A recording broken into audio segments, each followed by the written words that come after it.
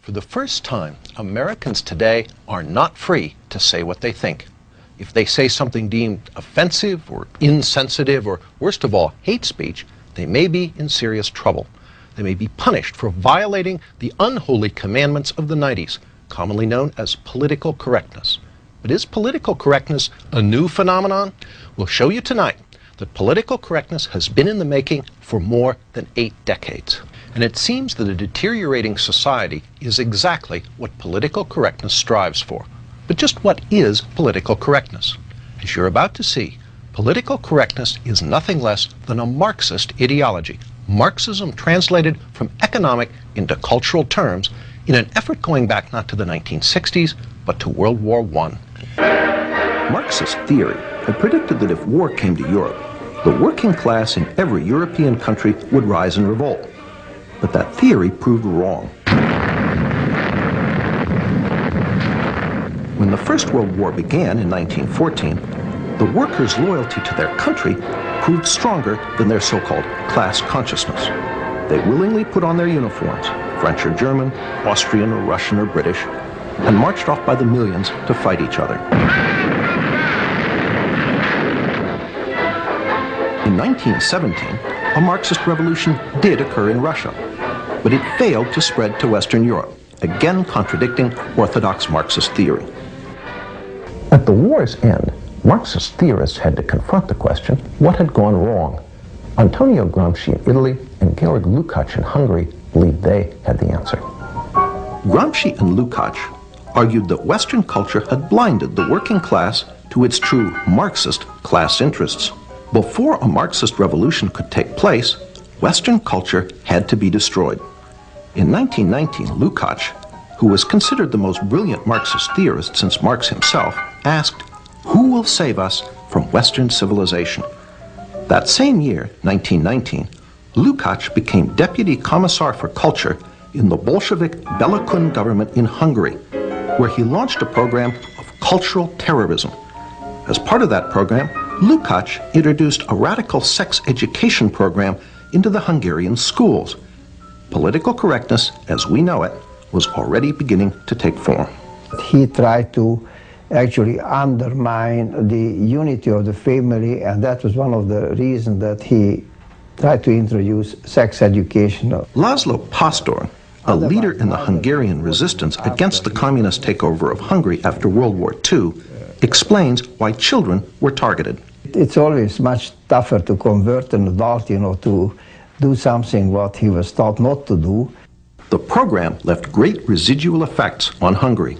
The only thing what we were permitted to accept as far as culture is concerned, what they were teaching, that was it. Free thinking was a very big sin. The Bela Kun government lasted only a few months, in part because the Hungarian working class was outraged by Georg Lukács' assault on traditional Western culture. But meanwhile, in Germany, a new attempt to create a Marxist critique of Western culture was taking shape. There, the wealthy young son of a millionaire grain trader, Felix Weil, wanted to establish a public policy institute, a think tank, to serve as a home for advanced Marxist thought. Modeled on the Marx-Engels Institute in Moscow, Weil's think tank was originally to be named the Institute for Marxism.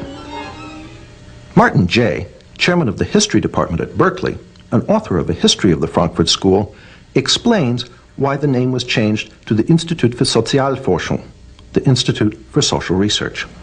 I think they were very interested in trying to avoid being overly labeled. So it's a fairly bland name, the Institute of Social Research. The Institute was affiliated with Frankfurt University in Frankfurt, Germany, and in time became known simply as the Frankfurt School.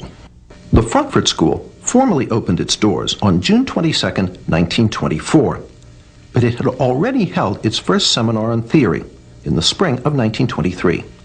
There, almost 24 Marxist scholars gathered for what Weil, the sponsor, called a Marxist study week.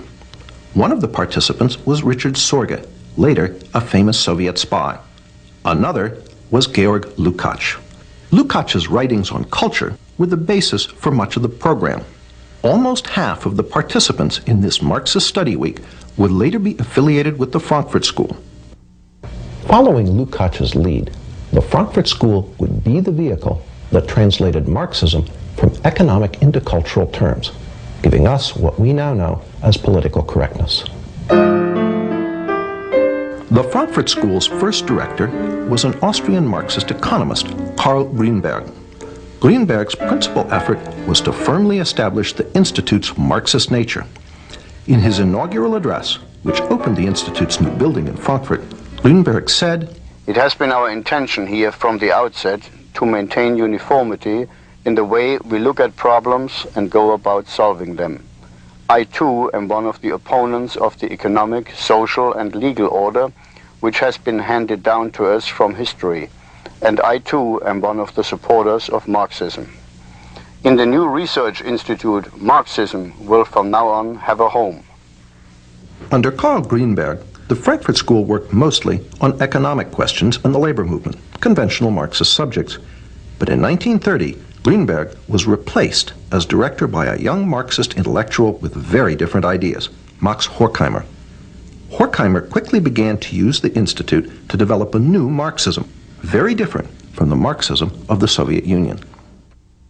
First, recognizing the economic success of capitalism, Horkheimer announced that revolution was unlikely to come from the working class. The Frankfurt School would have to find a substitute. Well, this was the great question. The great question is there a surrogate for the working class? The Frankfurt School would not find an answer to this question until the 1960s. But meanwhile, Horkheimer moved to revive Lukács's work by making the culture, not the economy, the central focus of the Frankfurt School's work.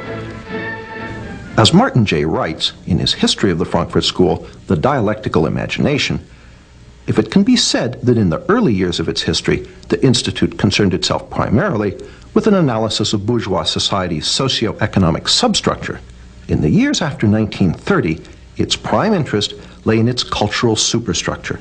Indeed, the traditional Marxist formula regarding the relationship between the two was called into question. The key to the Frankfurt School's work on culture was the crossing of Marx with Freud. Just as classical economic Marxism argued that under capitalism the working class was oppressed, so the Frankfurt School used Freud to argue that under Western culture everyone lived in a constant state of psychological repression. So that there were radical Freudians during this period who had hopes of using psychoanalysis to end what Reich had called sexual alienation, which they saw as significant as economic alienation. The solution, according to the Frankfurt School, was not just a political revolution to overthrow capitalism, but a social and cultural revolution as well. To further the Institute's work on cultural issues, Horkheimer brought in some new blood.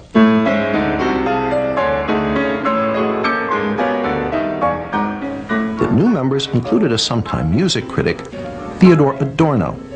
Martin J. sees this edition as critical. Well, Adorno is perhaps the most fecund and, I think, brilliant of all the members of the Frankfurt School. Another new member was Erich Fromm. Fromm, a practicing psychoanalyst, was noted for his radical Marxist social psychology. He pioneered the concept of sexual liberation and gender politics. According to Martin J., in Fromm's view, masculinity and femininity were not reflections of essential sexual differences. They were derived instead from differences in life functions, which were in part socially determined. Another piece of political correctness was falling into place. In 1932, Herbert Marcuse became a member of the Institute for Social Research.